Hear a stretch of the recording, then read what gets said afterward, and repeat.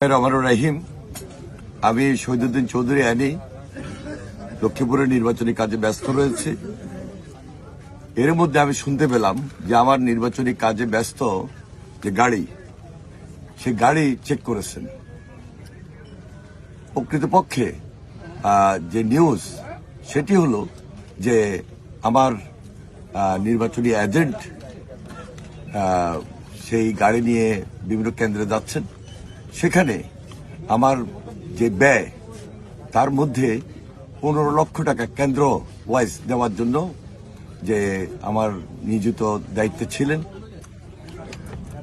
কর্তৃপক্ষ সেটা চেক করেছেন এবং কোর্ট থেকে ইতিমধ্যে সেটা রিলিজও করেছেন যে না, হ্যাঁ, এটা সত্যিই যে এটা কেন্দ্র ফি বাবদ ব্যবহার হচ্ছে।